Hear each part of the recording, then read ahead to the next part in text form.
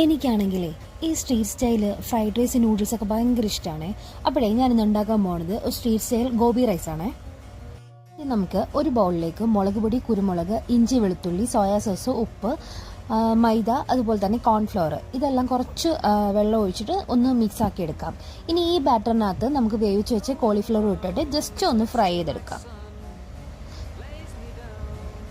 നമ്മൾ ഈ ഫ്രൈ ചെയ്തതിനകത്ത് നിന്ന് കുറച്ച് ഓയിൽ മാറ്റിയിട്ട് അതിനകത്തേക്ക് നമുക്ക് ഇഞ്ചി, വെളുത്തുള്ളി ചെറുതായിട്ട് അരിഞ്ഞതും അതിനുശേഷം നമുക്ക് ഇഷ്ടമുള്ള വെജിറ്റബിൾ ഇടാം. ഞാനിവിടെ ബീൻസ്, ക്യാരറ്റ്, അതുപോലെ തന്നെ സവോള, ക്യാപ്സിക്കം ഇതെല്ലാമാണ് എടുത്തേക്കുന്നത്. പിന്നെ ഇത് ആവശ്യത്തിന് ഉപ്പും കുരുമുളകും പിന്നെ അതുപോലെ തന്നെ കാശ്മീരി മുളക് പൊടി ഇട്ടിട്ട് ഒന്ന് വഴറ്റിയെടുക്കാം.